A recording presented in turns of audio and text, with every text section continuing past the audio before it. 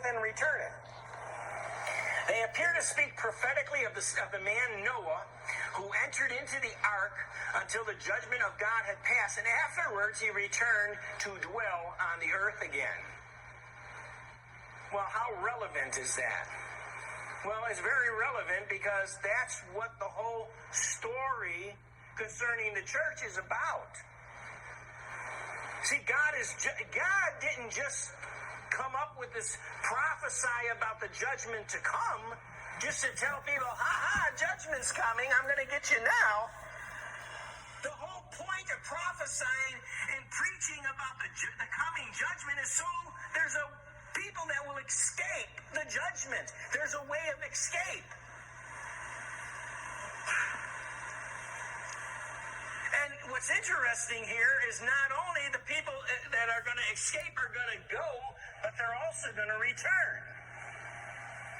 And that's all captured anciently in this sign. So I think it's very coincidental. And here with the sign I've got circled there, that's one of the deacons of Aquarius. It's called Pisces Australis. Now this has been associated with Noah himself. This is pretty cool. Being further, he's revered as the source of all knowledge. That's because in the ancient religions, they don't call him Noah, but this flood occurred, and of course, who's the oldest person on the earth after they come out of the boat? Noah. Who's the wisest person?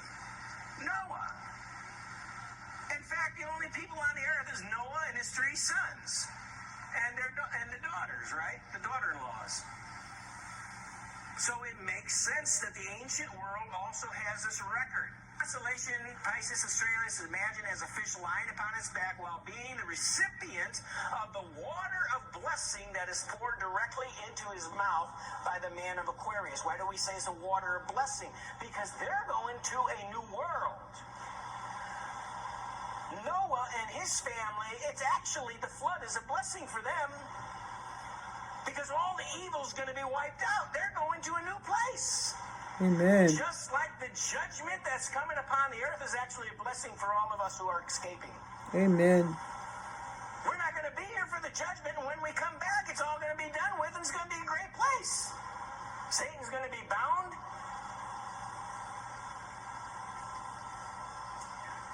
The picture here is actually, this is your familiar Greek planisphere of the heavens. This is the one in Egypt, the famous Dendera zodiac. And here's Aquarius. And it's interesting that he has 2 urns and 2 streams of water. I brought this up at one time. The Bible actually talks about 2 floods. The Bible talks about the flood in the days of Noah, and it also talks about a flood between Genesis 1:1 and 1:2, where the earth became void. Darkness was on the face of the deep, and it was covered in water. And God had to remove the water, right? So it's interesting that we have those 2 judgments here. But it really means the same thing here. And here's that same fish we talked about, which is the receiver. But underneath, you see this, it's circled, and it has these 8 souls. And those 8 souls are associated with this fish. And it's very interesting that 8 souls were associated with the ark. In fact, we can go right here to 1 Peter, and we read, which sometime were disobedient when once the long-suffering of God waited in the days of Noah while the ark was a preparing, wherein few, that is, 8 souls were saved by water. This is a coincidence. For the number of new beginnings. Is this a coincidence? For me, that's a coincidence.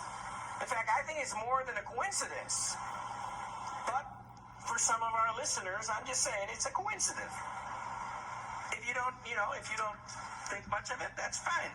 Well, of course, we have Noah's Ark here. Well, why is this relevant for Revelation chapter 10 and John prophesying of the judgment? Because in Luke chapter 17, Jesus said this. He says, as it was in the days of Noah, so shall it be also in the days of the Son of Man. They did eat, they drank, they married wives, they were given in marriage until the day that Noah entered into the ark.